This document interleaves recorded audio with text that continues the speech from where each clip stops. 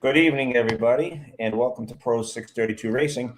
Tonight we got Brian Kloss and Doug Nicholl, a couple of OGs in the class that have been around for a while.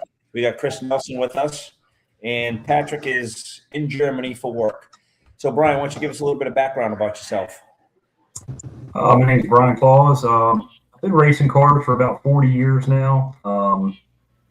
I've worked in the automotive industry pretty much my whole life in some form or fashion, as far as painting cars, building engines, chassis work. Did that for a good part of my life. Owned my own shop doing that. And yeah, pretty much did a lot of grudge racing, street racing. Never really did a lot of bracket racing. Was never a big fan of that. Always did like no time test and tune type stuff, and the opportunity came about to start running a pro category with my good friend Mead, and 632 appealed to both of us a lot, so that's kind of how we got into that.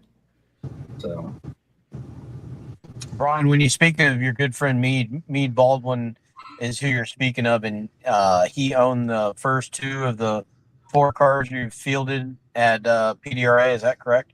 That is correct. Yep. So initially it was the blue Chevy 2 that was. Tell us a little bit about that car. So that was a Tommy Mooney car, and Tommy he's a legend and always been a hero of mine. I watched pro mod racing since its inception. He was definitely one of the ones I followed forever. So that opportunity came about that car. That car was for sale for a while. We were chasing another car, a 63 Vet, that the deal fell through on. That was a Mooney car also. And the Chevy 2 deal just kind of happened one day. Mead called me and said he bought it. So it came with an engine in it. It wasn't a very good, it was a 632, but it wasn't a max effort type piece. So we quickly sold that one off. Got an engine from Chris, put that in the car, took it to, I think it was Orlando the first time. Yeah, first race there. Untested, didn't do anything at all. Prior to that, we just basically showed up with it and ran some low 430s with it right out of the box. Unfortunately, we were kind of stuck there for a while. Couldn't get the car in the 20s to save our life. Finally did. With some help from Dave Hanlon. He's a great tuner and friend of mine that helped us out a lot.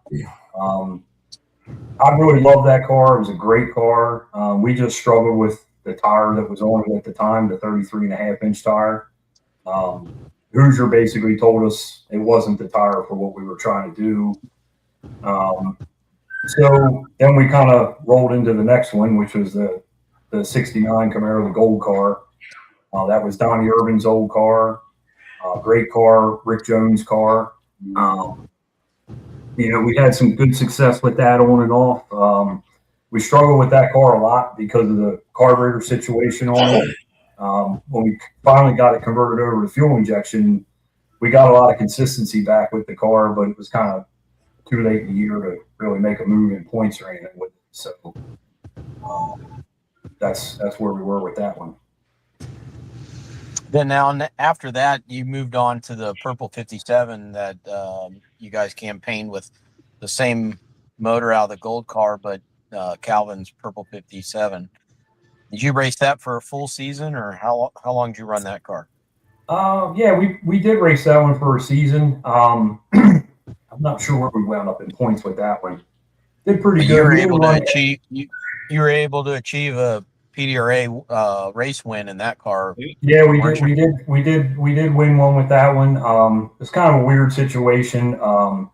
the motor was, we had some issues with getting parts to keep it up to par, and we were trying to keep it going. We missed a race, I think, or maybe a race or two with that car. And then we came back and went to Darlington with it, and that was a great weekend. I lost one of my crew guys right before that. He kind of had some stuff going on, and he just decided he didn't want to come anymore. So it was pretty much me and my daughter. Of course, Calvin and a couple of his friends were with us, but they raced the Top Sportsman car also. So we were pretty limited on help. I broke a lifter that weekend. Doug gave me a lifter to get through, which is kind of a cool story because then Doug and I wound up in the final together, and I finally squeaked one out, and it was a really good feeling. A lot of excitement for me and my daughter after all the years of doing it, and that was a good weekend. Speaking of, we talked a little bit off the air before we got started, and just how the camaraderie of 632 is what's really attractive to the class besides being a heads-up category. Then to move farther along with that, you ended up racing the next year in yet a different car, the Black Cavalier with Calvin yet again, but with one of Doug's old engines, correct? That's correct. Yeah. So the 57 belonged to Calvin. It basically had Me's drivetrain in it, and I had a sponsor that year that helped out tremendously. A good friend of mine, Tom, owns Nova Pool and Spa up here in Maryland.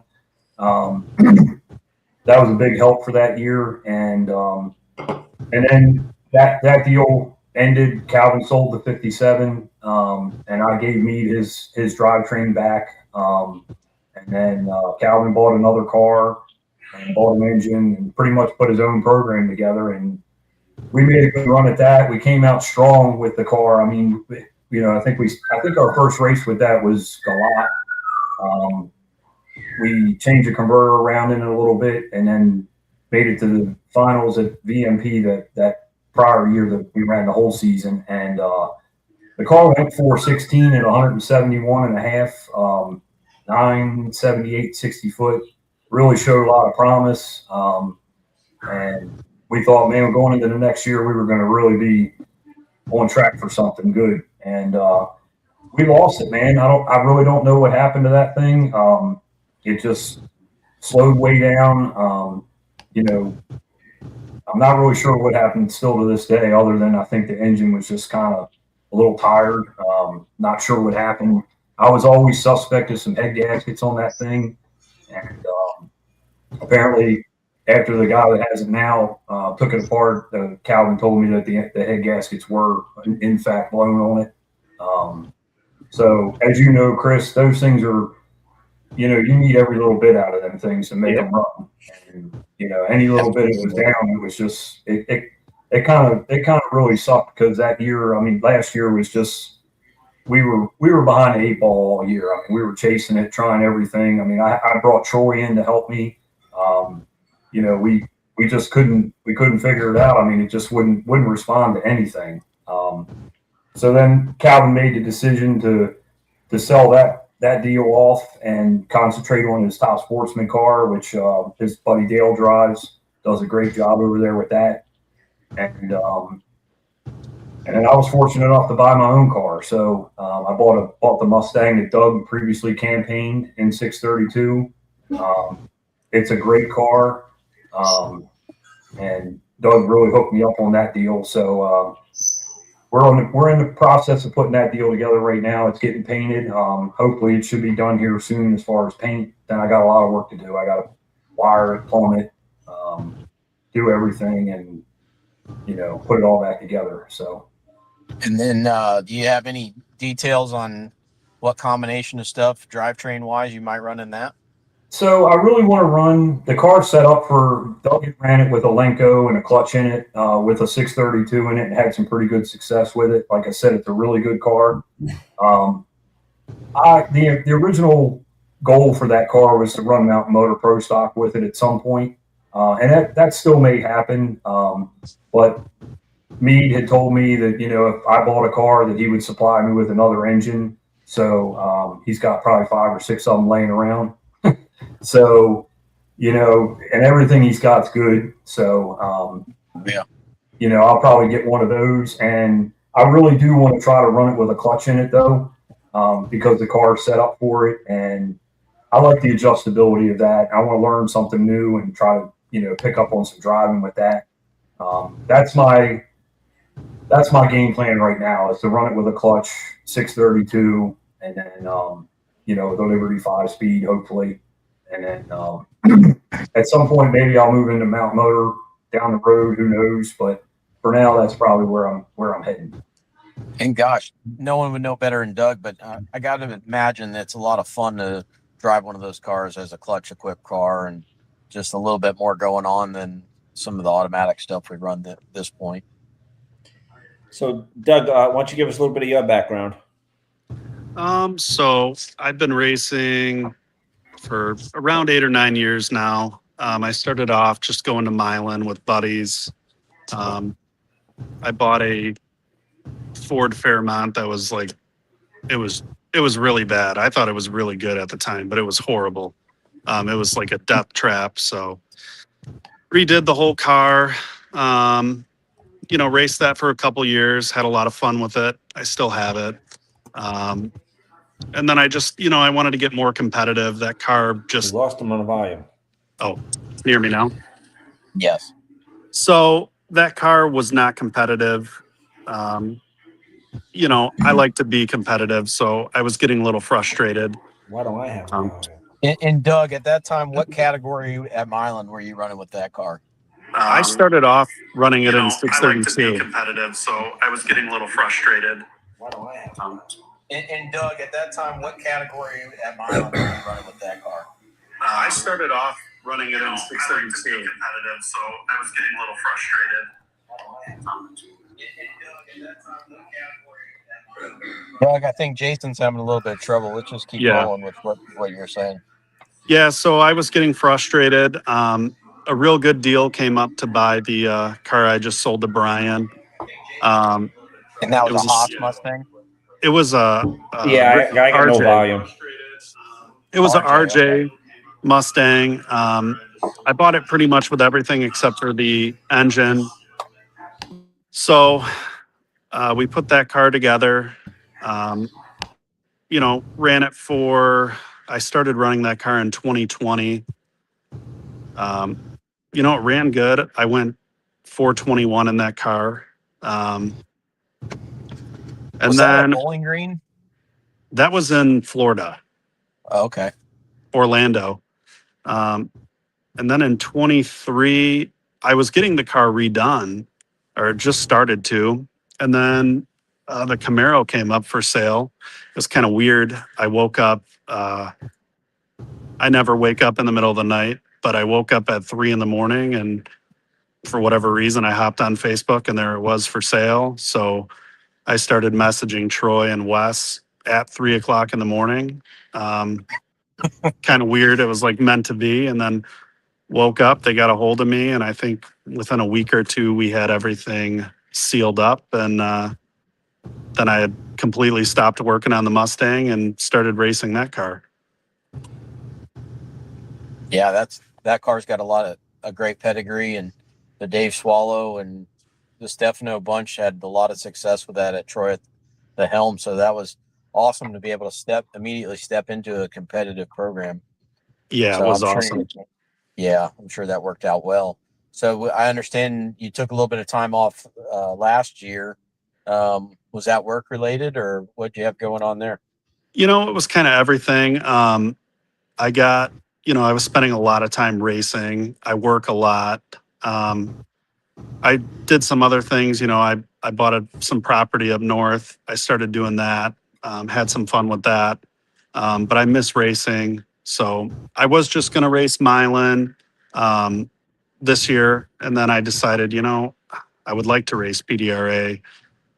So I don't know that I don't know for sure if I'm going to do every race or just some, but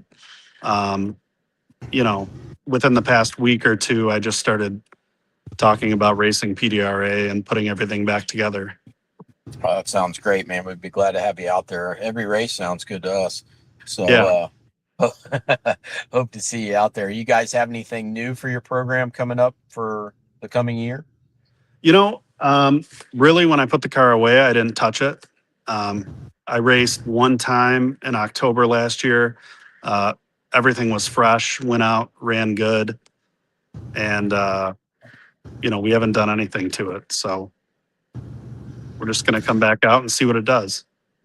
So moving forward, and this question is for both of you guys, what kind of, what does life allow for between race, testing, maintenance, what do you guys do in between races, and say best case scenario?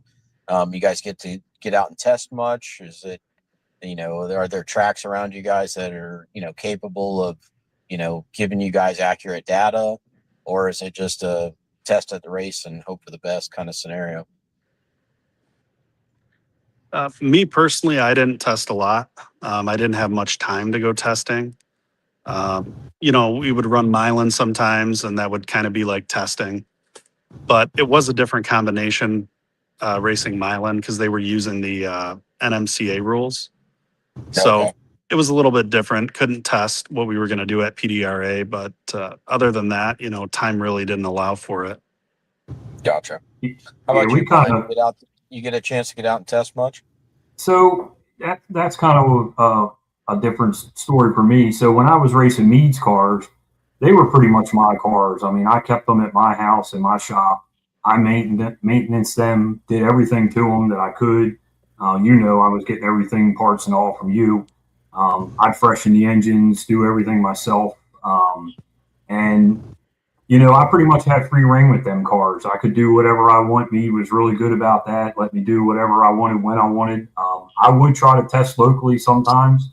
The problem we have is kind of like what Doug was saying. The tracks around here are pretty much just all glued up for radial stuff.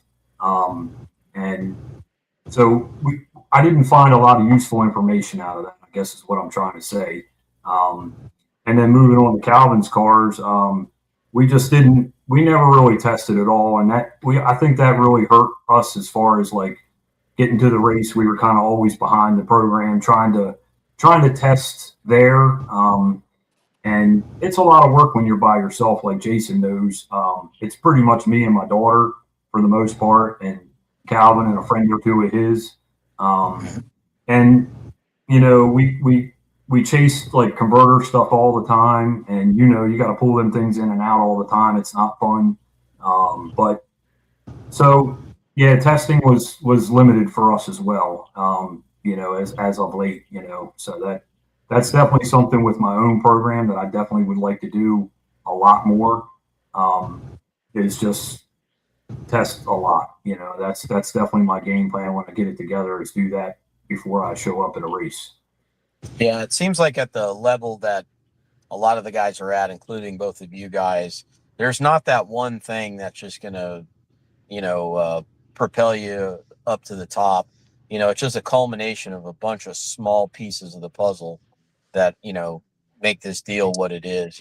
Guys ask me in my business all the time, hey, what do I need to buy for the car? Like there's a magic thing that's just going to, turn their program around. But my biggest thing that I always tell those guys, and man, spend money going to the track, get some runs under your belt, try some of that stuff when it doesn't count, because it may not be a good idea, but at least we'll learn something from that anyway, So I always try to preach to a lot of my customers and, friends in the category and stuff like that, is just, get out and test as much as life allows, So as far as maintenance and stuff like that, you guys drop the car off somewhere and guys take care of it, or is it you and some buddies, or is it you and your kid, or how's that all work out? Is it kind of hands-on all the way around?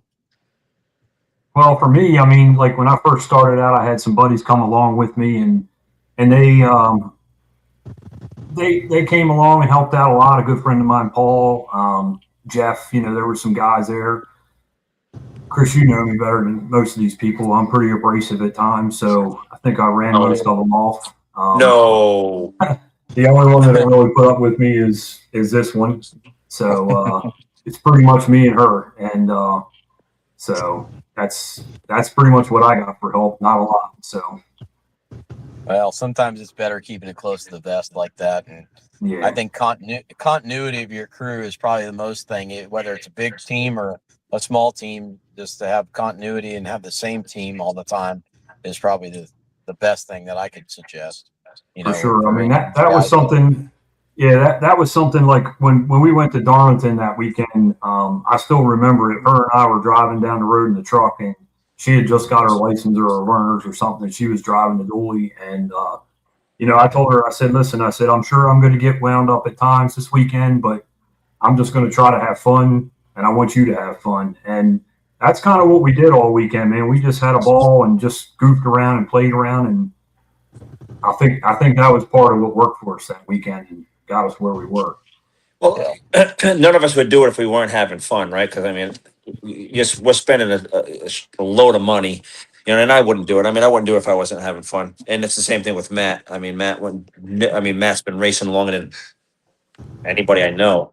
He's 60 years old now, so he's probably been racing 40 years at least, if not 45 years. And we ain't having fun. We're not going to do it. You know what I mean? Me and Brian, we were both on the struggle bus last year. Man, I couldn't get past first round. It was struggling, but I still managed to have fun. You know what I mean? I have to, because I just won't go do it if I'm not. You know what I mean? My biggest thing is getting with everybody and just feeding people. Did we lose Doug? Did Yeah, he we all fall off the earth? he'll pop back in. Yeah, he's gone.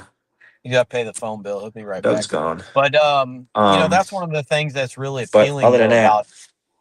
That's one of the things that's really appealing about I got no 632, volume again. though. The camaraderie of the category is excellent. I mean, we just talked about, Brian and Doug's interactions and how they're intertwined with old motors, old cars, and different things like that. Everybody being willing to help each other out. Like you were speaking of Doug's tuner, Troy went and helped you at a race last year. I think that's awesome. It's competitive, but it's not so ultra competitive that we lose sight of why we're there. Because I mean, let's face it, it's no money maker. You know what I mean? So it has to be enjoyable. That's definitely one of the things that when I first came around that deal, I mean, I was into the 632 before I ever raced it. I always liked it, followed the class. And then, of course, working with you, Chris, I knew 632s were your thing. And then when Mead and I talked about coming over there and doing that, the appeal to that was, and I'm sure this is going to answer a question before the question, but that was one of the big things about it. Like, we all love pro mod cars. Of course. We're getting older. We don't want to work on them as much. So the 632 deal was kind of like appealing in that regard to me and myself, to where he wasn't throwing a bunch of money at it, putting pistons in it every round, and I wasn't having to work on it all the time. I mean, so that was kind of how that deal started. And furthermore, going back to what you were just saying, I like you said, I like the camaraderie. Like, one of my favorite people out there of all time was Vinny with the Duster. That guy was upbeat every single time. He was great for the class. He was there for the right reasons. Right. I hope he comes back this year for sure. I'd love to see him back out there. And him and I, we those two cars, that Chevy 2 and that Duster, must have lined up. I mean, it seemed like those two cars were side by side more than any other cars out there. And that was cool for the class. I mean, that's one thing I don't really care for the way it is right now. I mean, Chris, you and I have talked about it a little bit, and it kind of seems flat or stale. I think they need to do a little bit better job of parking all the guys together.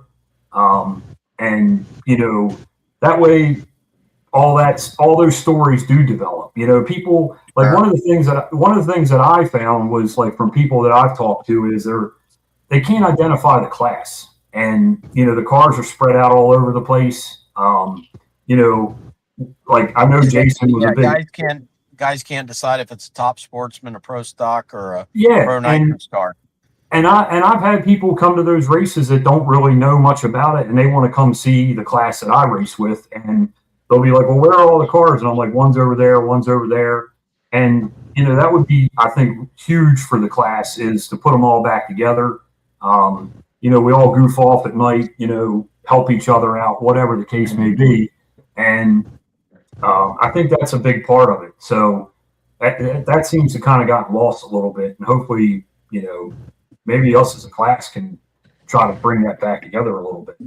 Yeah, and we've talked about that. We even talked about trying to put some money together and maybe somebody who, it's their home track for them or something. We can try to maybe host a cookout or something like that on, say, Friday nights or something, get all the 632 guys to come together and, hang out and just, make sure it's fun and everybody's getting their max, enjoyment out of each race, because I always make the joke with a lot of people. It's kind of like camping with your car.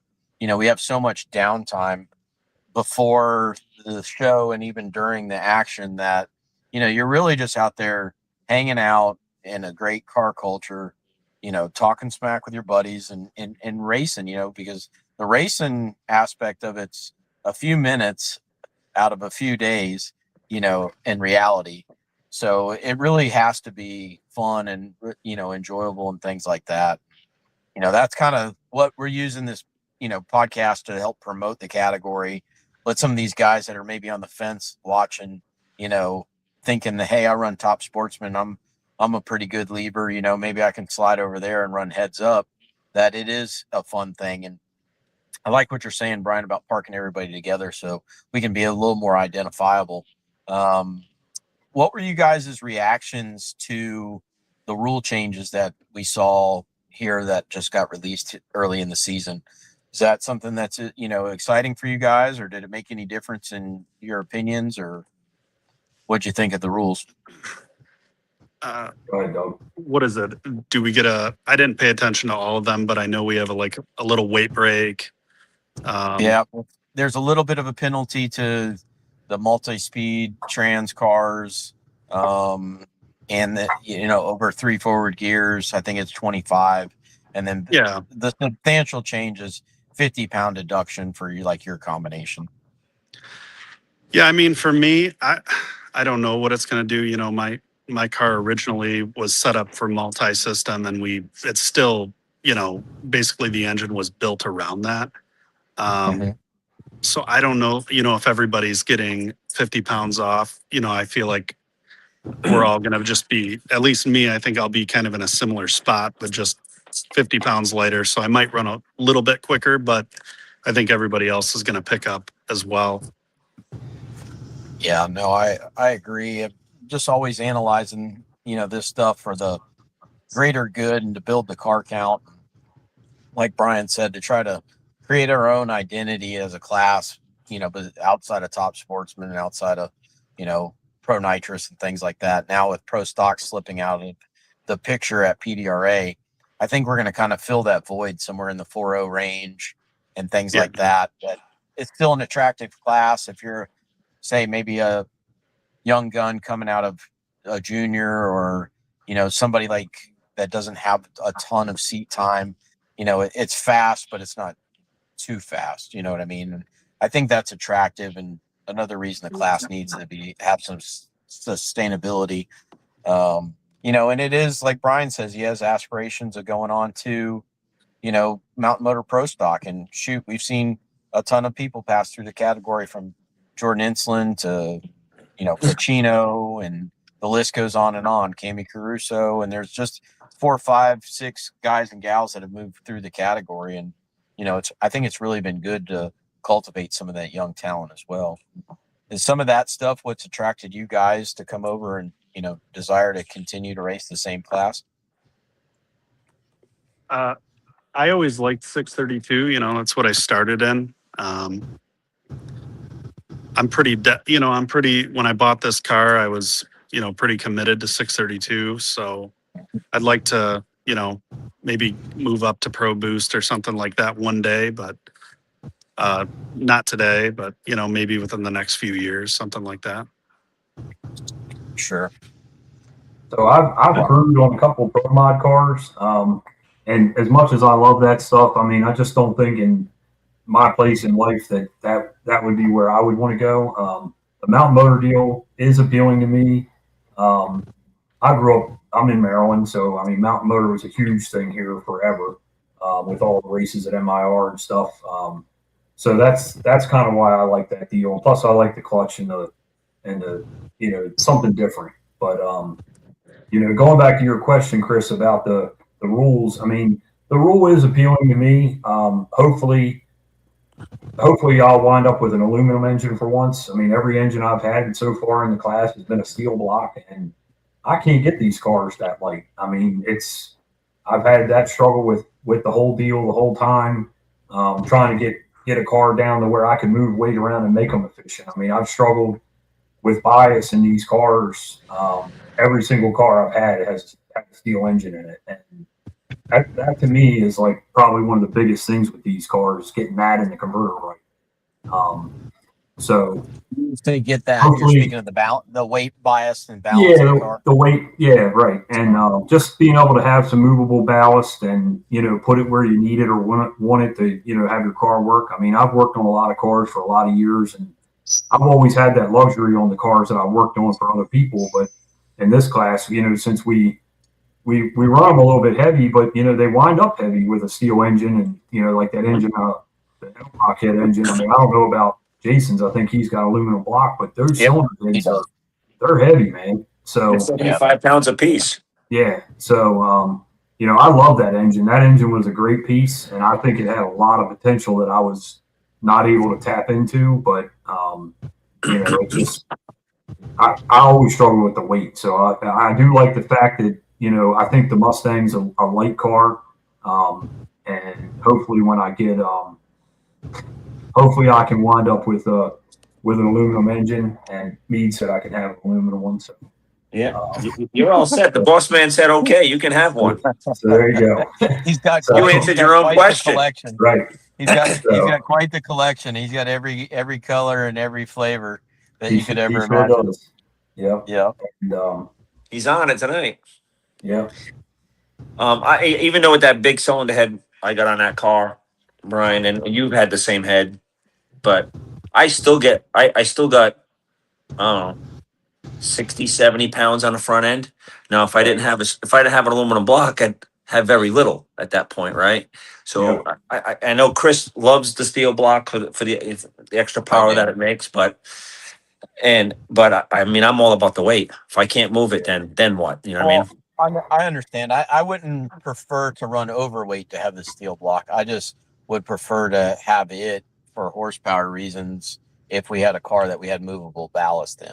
So like that was the deal, like with the Holdorf's 53 Corvettes. They were older, dated cars, and they were heavy. So we had to run aluminum engines in those. And we even had billet blocks. So we had quality stuff, but there still weren't like a graphite block or anything like that as far as ring seal goes.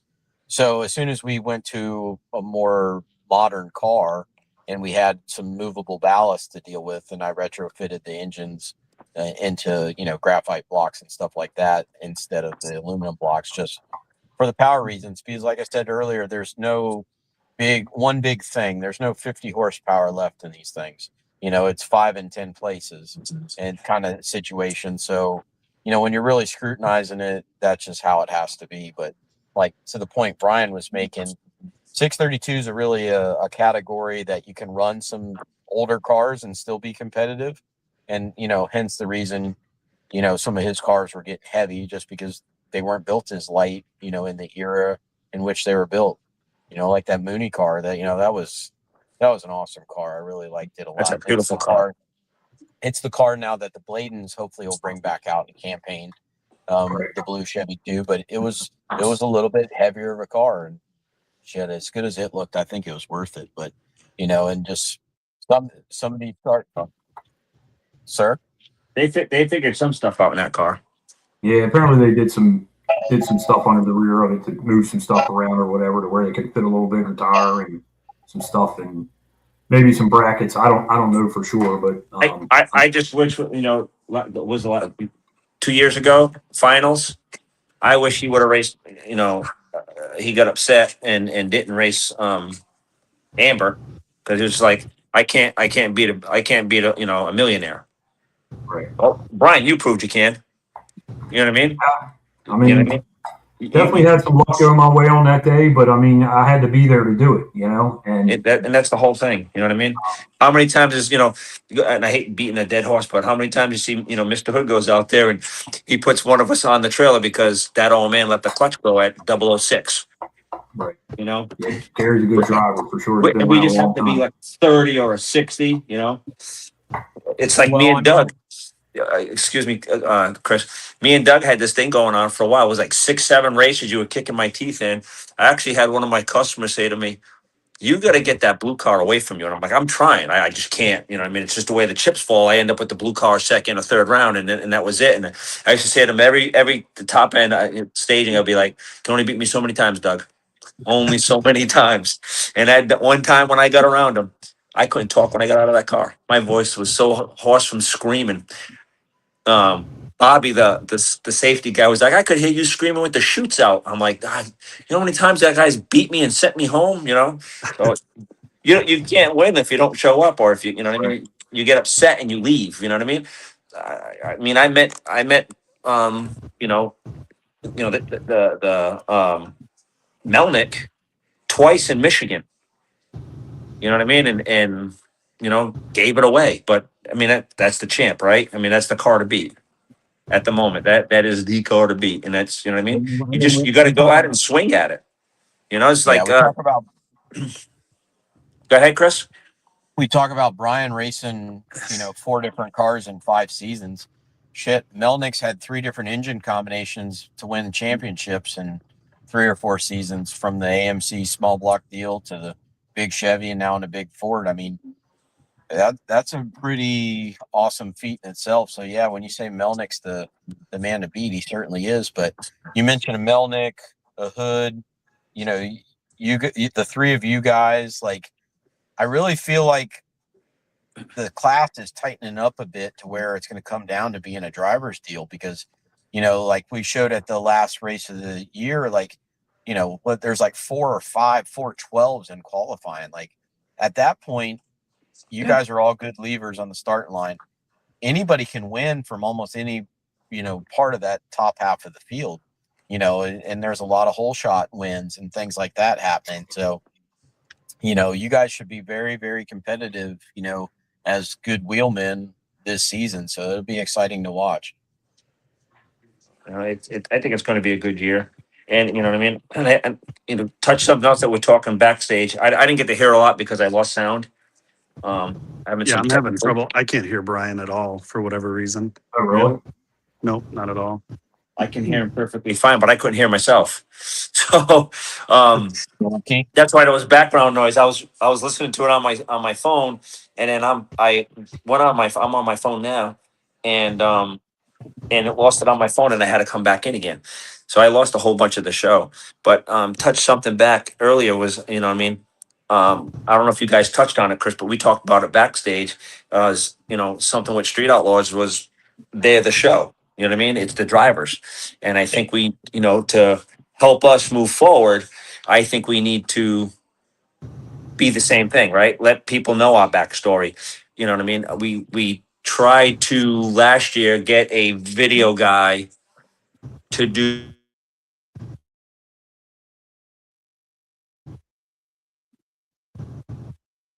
and he was giving us we all got a pass key. We could take all the footage, use it as we wanted to, still shots, everything. We could use everything that was there, and I believe it was like $500 a piece per race, right? I mean, but now we got car counts looking at like potentially car counts. I know this is stickle with me and Brian because he'll say, "How many of them are actually going to show up?" Well, right about Yeah, now, I hope they do, but I mean, I really I hope. do too. But this year, I don't know. It's because of what me and Chris and Patrick have been doing. There's actually more conversations on the background with people that are actually coming. Because I mean, they're talking about motors and gear ratios and it's going on and on and on. The only question mark I do have, Brian, is, and I don't know how to get a hold of them, is the four Mopar guys. Now we do know that Mark Mickey's building a transmission for one, and we know so JC Beatty is too. So I don't know where those 4 cars where they're at, but even without them, we're still in the high teens. Yeah. You There know, must be some sort of like positivity that somebody's showing up because they wrote a rule in there for them where the yes, big block Mopar gets a break. yeah, and, You and know, I was there at PRI when those guys came up. They're from Indy Cylinder Head, and they put the rule in. Actually, they thought the feather duster had Vinny's car was Chrysler powered. Because Tommy had asked, so Tommy was involved in the conversation at the table there. But I mean, if they all come in, I mean, maybe we can help. I know it's the extra money. A lot of us just don't have it, but maybe we can do something with that to help move this along. Because at the end of the day, we don't take care of ourselves. Nobody's going to take care of us. well, Right. and that's Sure. what me and you have talked about a lot, Jason, is we noticed in a lot of the PDRA promotion, and this is no strike against them. Somebody's got to pull the short straw, but you would see Pro Boost, Pro Nitras, Pro Street, Pro Stock. You never see Pro 632 in any of that advertising. So, we were just sitting there complaining about it for a month, and finally we're like, man, we're going to have to take the bull by the horns and just do this ourselves. And, so this thing doesn't just circle the drain and eventually go somewhere else, like we were talking before the show, we've got all this super, specialized equipment. Like what else can you do with it? Like, a PDRA spec jet 632 engine is kind of a one trick pony. It can do that and do that well, but it doesn't do a lot of other things well. You know what I mean? So where else do you go race this equipment if it's not PDRA? So, let's hopefully all you guys can, get your cars finished up on time and get out to the races. And, I just, ask everybody to make their best effort to show up, and support the category, because we can't complain about payouts or car counts or anything like that if you're not there. Like, like you're part of the problem if you're not at the race. Just so let's get out there and just try to make this season one of the best for 632 at PDRA. So a question. I definitely. Sorry. Go ahead, Brian. I was going to say, I definitely think it has potential to be a really good year. I mean, there is a lot of talk. I mean, there's even talk of cars that you guys haven't really mentioned or know about. I mean, like Meade has the red car that Andy drove. That'll be back with Tyler driving it. That thing should be a really good piece for out there. And then Meade has a second car, which Chris, you know about a little bit. That's a car. It's a back half car that I built originally for Meade. It's got a Fulton 632 in it. They're talking about bringing that car out to run some stuff. They just did some more stuff to it to get some more weight off of it. So that car I think is going to be coming back with a buddy of mine, Keaton, that is friends with Meade, also driving it.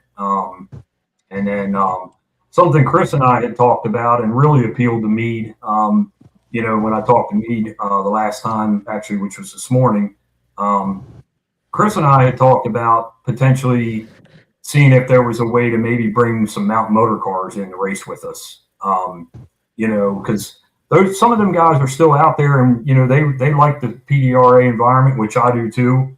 I don't know how that could work or whatever, but those cars in the heat pretty much run close to us. So that might be something too to boost car count. Maybe let them guys in there with us when maybe 2 or 3 of them that want to do it. So let me ask you this on your insight on this. They're claiming they got like 30 cars showing up the first race, and we all know after a while, after the 16th car, those cars are going to fade away, right? They're not going to come and try because it's going to be the same 8 cars in the front all the time, those same 8 fast cars, and those guys will slowly go away. Do you think it's possible that they could grab X amount of pro stock cars to bring them back to PDRA? I mean, I personally do, and I know Chris and I have talked about this, and I think that's a really good idea. I mean, I don't particularly know what Patrick's deal is, but I mean, on races that don't fall within, I mean, it would make sense for like Patrick and Jordan to run with us because Jordan Patrick's probably going to come out of my trailer this year. Oh, okay. So I was going to say, I mean, if they were you know, if Jordan was coming with him, I mean, that would make sense. But, you know, I don't want to speak for them guys, but I mean, I think it would be cool too just to see the cars together. I mean, a little bit more adversity. I mean, we are going to get to a point now where, you know, everybody pretty much has all the same stuff. I mean, and that's unfortunately that's how NASCAR is now, and everybody complains about it. But I mean, it's competitive, and that's what I think that's what needs to be for it to be competitive. Yeah, absolutely. Like I was talking about that blend of bringing some of the pro stock, mountain motor cars into our category because I think it would do a few things. And it's not a 2026 thing; it's a 2027 idea. But it would do a few things. It would supplement the car count first and foremost. It would create some rivalry that we lack at the moment. We used to have, a Pelkarski with a small block that everybody couldn't stand because it was outside the norm. And, that created a rivalry. There was the multi-system deal of Doug and formerly Wes versus our single system guys that had a rivalry. Like we've kind of lost a bit of that. And I think we need to regain it from somewhere. So I thought blending the big inch NA cars in with us would give some of those, and I don't mean this in a negative light, but the back of the pack guys that maybe not the front runners at, IHRA or wherever they're going to field those cards this year, a place to come, supplement the car count. We got to obviously do some rule finagling to keep it, to where we don't bring in two guys that ruin it for the guys that have supported it for years and years and years. However, I think that could be like a sliding scale just to get it right, and everybody have that understanding that, hey, we're going to try to work on this and make it happen. But we'll see where the 50 pounds gets us on our side of the rules this year. Maybe they need a little bit on them and maybe a little bit more off of us, but I think it's something that should be a conversation, maybe for the future. I just think it'd be interesting, and shake things up a bit, have a real good competitive class with a lot of excitement in that 4.0, area of performance. So, we'll have some stage and duels with clutch guys and automatic guys and different things like that. Hopefully we could show those guys how to do it.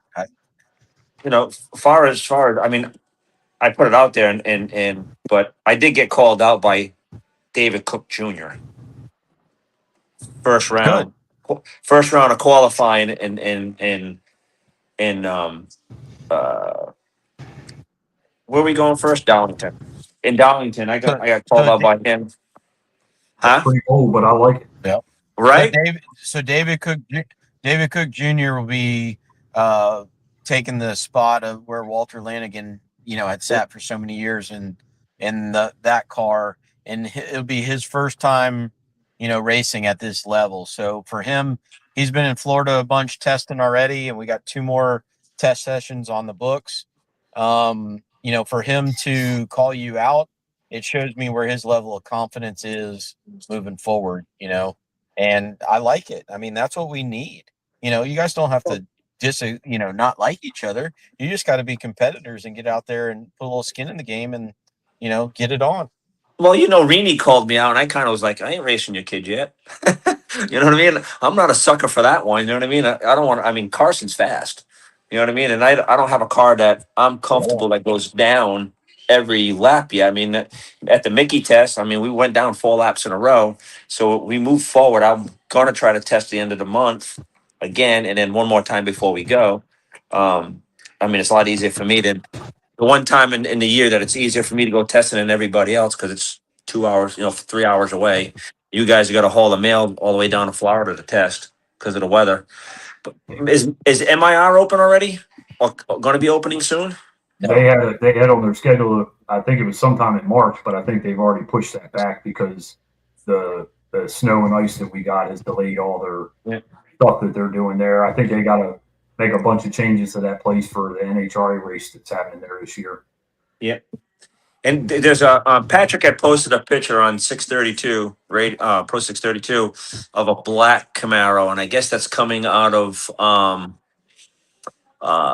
Pro Mod team, and they're working on that, and that's supposed to make limited races in 632 with us. out of Rudolph's camp. Is where the car's coming from. So that's another car that's like maybe there, right? You know what I mean? But I think about Yeah, I know of a couple other rumored cars that it's just not my news to break, so I'm not going to, that are trying to get ready and show up as well. But you know how it is. The days start to get short, and life goes on. So, well, hopefully everybody will make it to the first one. But if not, fall in as quickly as they can get out there and start mixing it up with us. The only way to end up as one of those top tier cars that everybody aspires to be is to get out there and get started. yeah. Other than that, sitting home complaining sure doesn't gonna make the time slip look any better. No, and the thing is, I mean, you as much testing you stop putting in, you wear a motor out testing, to get ready. That's the thing. And just at the Mickey test, I did seven runs in 2 days. You know what I mean? So that's already 7 runs on a motor, and you know what I mean. And luckily, I didn't. I freshened it late in the year last year, so I don't have to worry about it till That being mid season. that being said, what is your normal maintenance schedule or run interval on one of your engines, Jason, that you race in the Okay. category? So obviously we all know I learned the hard way in Darlington one time, and I put the hood scoop, like miles up in the air, and broke a rod, Orbit. and that was at 76 passes on it, and now at I'm going to try something new from that my friend Chris does, Nelson. I'm going to do head gaskets at 30 because I never did it before, and I've always had a head gasket issue when I waited to go the full cycle of 60, 65 runs. So basically at 60, 65, I'll put set of rings in it, rods, whatever else it needs. Usually it always needs valve springs. Maybe not so much in this combination. The 615 ate up valve springs because I was going to 9,400 with it, 9,600. So it just ate up. And I had a very aggressive cam profile in there. So I'll just do, typical rods, pistons. I mean, no pistons, rods, rings, valve job, valve springs, put it back together and go. Yeah. And I won't, I know most people do that in the frame, and I'm not that guy. I'll take it out, and I don't even do it myself. I can do it. I don't do it myself. Daryl does it for me. So it's just easy. I drop it off and pick it up 3 days later. Yeah. So And for gives what me- it's worth, like our maintenance cycle on my customers' engines and stuff like that run at this level, I usually pull the cylinder heads off, put head gaskets on it, valve springs at 30 runs, and then that'll Yep. get us to the next 30 runs. And at 60, we usually pull it down for, like Jason said, short block work, touch up the hone, rings, rods, things of that nature, and carry on from there. Valve springs again. So, Yep. a lot of guys will sit there and go, "Oh man, that's a lot of work," but it's really not at the performance level we're at to go 30 runs on a set of valve springs. Hopefully everybody can maintenance it themselves. Doing springs, head gaskets, stuff like that. And then move on. I mean, 60 runs, it's all year. I mean, in reality, it basically depends on how much you test, but when we got this year, Jason, 7 races, 7 total. that'll generally get you through the season if you start out fresh, so And some of us have a couple engines. I think Doug has a couple engines, so we have the flexibility to keep a fresh one in there, but it's not imperative that you do. come on, we all know Doug will swap motors in between rounds just to get an advantage. I'm down to 1 right now. Are you? Oh, you just got the other one still broken? Yeah, I never fixed it yet. We'll see. We'll see how this year goes. I'm liking that you only got one. It'll keep Troy a little bit more hard on it. It'll keep Troy honest. Yeah, right. I remember racing Wes and Troy and those guys in the multi-system days at Bradenton, and we were. It was the semifinal, going up there for the semi, and Troy was getting the engine hoist out. They hadn't run the semi yet, but he was getting the engine hoist out, because he was going to need it for the next round. So he was already prepared that if he got past that round, it was going to be hurt and he's going to have to swing engine in it for the final. That was some of the most fun times. Yeah. Dave Swallow and Chris Holdorf Sr. were going at it, bumping heads and betting money on the side. I mean, I really want to get this class back to that heyday. I think we could attract some more, cars to the category and just put some more excitement in it. That's really where we wanted to get back to. Maybe not swinging engines between rounds, but getting after it and having a good time. What do you two guys think that we need to do, Brian and Doug, to help it out, make it better? I don't have a lot of complaints about the class. My biggest thing was always, the whole reason I bought the car I did was for the combination. Obviously that changed real quick for me. But I don't think that I can't compete. I think it's going to take some work. But other than that, I mean, I don't have a lot to complain about. I don't know who would.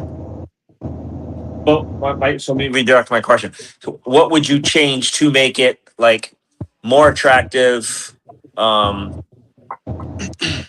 interesting? Okay. Maybe get the cars going a little faster. Yeah, I think, if we could get, down to that 4.0, that would be fun. Here's my it would be great unpopular hype answer. too. What's Yeah, that, Brian? great hype. Go ahead, Chris. I would say it'd be great hype for, talking late in the year when the weather swings about, is a 399 possible. I think that'd be a pretty good hype for the category as well and garner some more attention if the cars were a tick faster. So Right. So yeah, maybe even lighten the cars up a little bit more.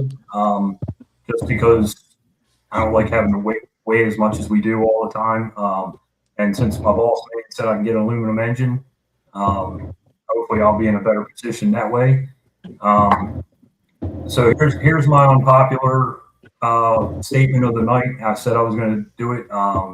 Is I don't personally think delay boxes belong in any pro category. So I've never used one in the 5 years I've been racing this category. And I know there's other people that don't, and I commend them on that. Pro racing used to be we're not bracket racing. So, I mean, I know some people say, well, you're still leaving off the first thing you see, whatever, but you can use that delay box as a tuning tool or an aid. And I don't think it has a place, but that's just my only gripe about the whole thing. Okay, well, I do have one in my car because in case I go top sportsman racing, but I never use it. Anybody can go look at it. There's no delay in it, and I use it for my air dump on my shocks as a timer. That's all I use it for. But it's there. Well, that wasn't aimed at you. I mean, I know there's a lot of people that do that. I'm being fair about it. I got about halfway through the season and realized that the fuel tech had it in it. So yeah, it's something that I know it's impossible to police anyway. I mean, so that's just my personal, thing that I don't really care for. I mean, 632 to me, when I first started looking at it, watching it, when it got to the PDRA level, which, there's no better place to race than the PDRA. That's why I like to do it, because I can take my daughter, have a good time. I don't have to worry about her, and the people that are around. I mean, it's just the place to be, in my opinion, as far as that. But 632 is like old school pro mod in a way. I mean, that's kind of like, how it started with 632s. I mean, everybody had a Tommy Mooney car and a Fulton engine, and that's, so that's kind of where, that's how I think it should be. I mean, I saw Jordan's comment, and I said any pro category. I definitely don't think they belong in pro mod at all. So, and there's like some people that actually need it, or else they go constantly red. Right. Well, hang on to it a little bit. I understand that. Like, might make them a little late every once in a while because they're afraid to go red. I know Amber had one in her car. Melanie Salami's got one. He Listen, runs. I don't have a problem with anybody having one if it's in the rules, but we're just talking about changing the Yeah. rule. Yeah, Yeah. I was just, you asked Yeah. what I thought, and like I see Jordan's comment about the automatic thing, and that's why I want to run a clutch, because I want it to kind of be like old school for me. So something different, a challenge, something new to learn. I mean, I had crewed on pro mod cars with clutches in them. I didn't do the clutch, but I've been around the stuff. I know what it's all about. I don't have a problem doing that work. Well, one thing I'd like to do I mean, I don't know if it'll attract anything, but we all like the camaraderie we have in the class, and I think we should do like a get together dinner one night, Friday night, Thursday night, whatever. Probably Thursday night would be a better one because it's just qualifying. I mean, it's just time trials, and just do one Thursday nights, and something low key. Everybody comes by, grab something to eat, swap trailers every other race or something like that, or a little contribution thing, and somebody brings a bunch of food and we all cook and we all eat together and hang out and go our merry way. It used to be a lot of hanging out. Me and Chris had talked about this before. It used to be a lot of hanging out before, and now all of a sudden it's like we're done racing, cars go in a box and lights go out. Where we used to drive around in golf carts and go to Brian's trailer, go over to Doug's trailer, and go to everybody be hanging out, and I think they put us together in all one section for a reason. You know what I mean? So I think we should utilize that more. And I think if other people seeing it, whether they race the class or not, if we're doing something cool, they'll go, hey, you know what? I want to be part of that. That's one thing I would like to my changed. Yeah, I mean, Patrick was always racing his own car or over there with Jordan and them, but he'd still take the time to come over and take pictures and take pictures in the staging lanes of all the cars, and that was big for the class. I mean, the joke between Chris and Meade and myself always was like, I know personally there's 3 or 4 cars that came out just to race because I was out there racing the class, and all your fan club. Yeah, all my local fans, would come out because they, wanted to come do it and show me that they could do it. And hey, I commend anybody that tries to do it because it's not easy. That is one of the, I worked on a lot of cars with, big motors, multi systems. They're cake to get down a racetrack. You got 3 or 4 systems you got to get on in 8/10 to a second. I mean, that's easy. What we're trying to do is not, with all that ratio in the car and the weight we're at. I mean, so I hope everybody that says they're coming comes. I really do. Yeah, I think it'll be fun, and a lot of new faces. I think will mix things up a little bit too. Yeah. So I mean, other than that, all right. We got anything else we want to put in there? So we're getting a little long-winded here. No, Chris? just glad to have you guys back. Looking forward to Brian seeing your new car. I've seen all the spy pictures of the paint work, and it's going to be as beautiful as the rest of them have been. And Doug, man, we're really glad to have you come back as a competitor. And you always had a good team and fielded a really good competitive car. So we're glad to see another good car back in the mix that we have missed over the past year. So a good time. Glad to hear it. I get to race the blue car again. The damn blue car. And Hopefully you can sleep tonight. I appreciate you guys really doing this for the class and trying to keep it going and keep it alive. I mean, I think it's definitely helping and getting some attention. So, I mean, every week I think we get a few more faces on the chat. So hopefully it keeps going. Brian, that you say that, it's like when we get done tomorrow, Chris will be haunting me like, what's the numbers? And and I'll look at them and I give him the stats on it, and it's getting bigger, not as fast as we would like it to be, obviously. Of course we want to go, and it's not. It's kind of like, but it's getting there. But what amazes me is who's watching, and I think that's more important than how many people are watching. It's like who's watching. David Swallow gets on here every week, and I appreciate that he comes on. And I mean, maybe he's sparking interest. Who knows where it goes, right? But if he wants to come on, he's listening, he's paying attention. Maybe he'll field another car. Dave, You know, my we man, I miss that guy. I definitely miss that one out there for sure. Yep, he was Yeah. he was great for the class. You know, and thank you for all the years of sponsorship. You know what I mean? That he helped us out. And speaking of sponsorship, as of right now, we still don't have any class sponsor. So if anybody's listening, knows anybody that wants to help out with class sponsoring, that'd be great. You can co-sponsor. We can probably put 2 sponsors on with that. I have been talking back and forth with Will on it, and we also don't have a number 1 qualifier sponsor, which is a lot smaller deal than sponsoring a whole package deal. I think the package deal, don't quote me 100% on it, but I think it's 35,000 for the season to sponsor the class. With that, so hopefully we can get that done. But other than that, if everybody's good, I'm good, and I appreciate you guys, taking out time tonight to get on with us. Thanks for your And, Yeah, time. thanks for having me. and Doug, thanks for making an effort to come back. I mean, I can't wait to see you out there. Yeah, I can't wait to see you guys. And Brian, All right, keep guys. sending those pictures of that car. Yeah, well, hopefully the rest of the paint should be done here in a week or so. So, I mean, I know the airbrush guy finished up, and so hopefully we'll get close. All right, man. Well, I'll let you all guys go. Have a good night, and thank you very All right. much. All right,